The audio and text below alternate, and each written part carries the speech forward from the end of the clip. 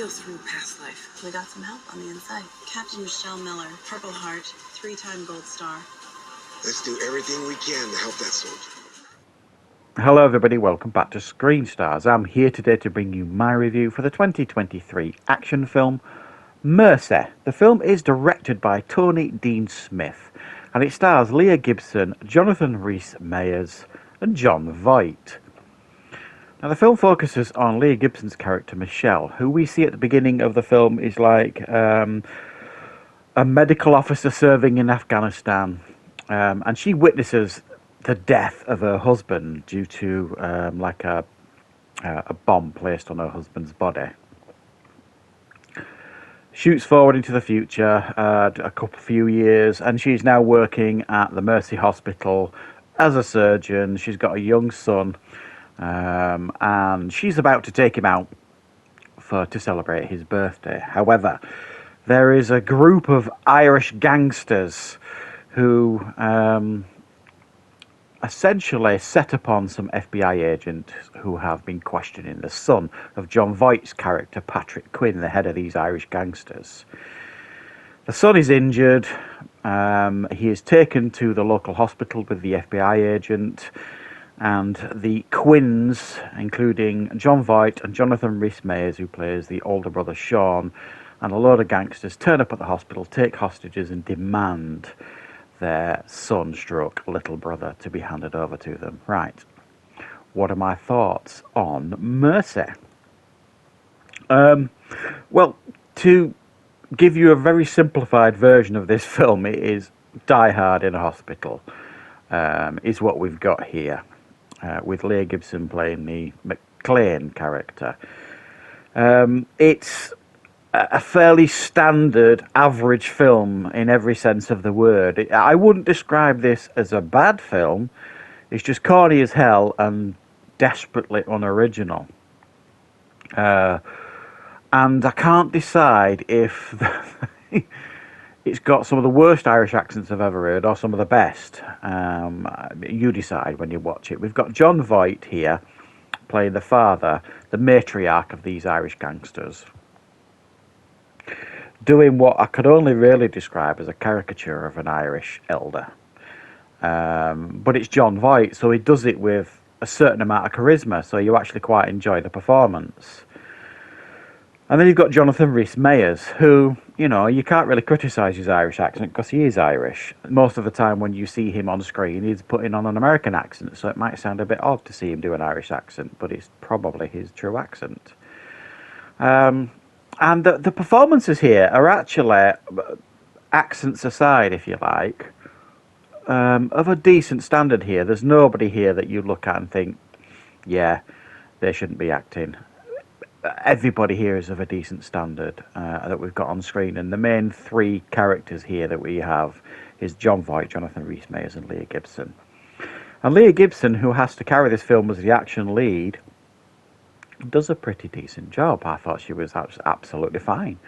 She was convincing as this action lead because while she might have been like a surgeon in the military, she also served on the front line sort of thing. So she's highly trained and highly decorated, as we learn in this film, because you get the usual scene in this film where the FBI learn about her military past and they're all like, yep, she can help us, let's help this soldier.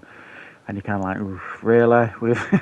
And there's the cringiest scene you will ever see where she kind of, for some reason, and it doesn't really explain why, she goes to the roof, this Michelle, and the FBI are down on the ground trying to negotiate with these Irish gangsters.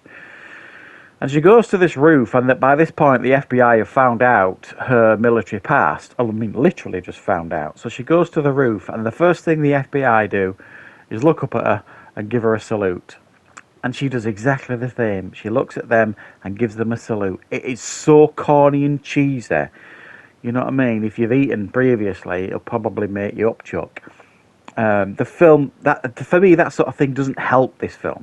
Because it's not like this film was trying to have its tongue in its cheek and take a light approach here. Not at all.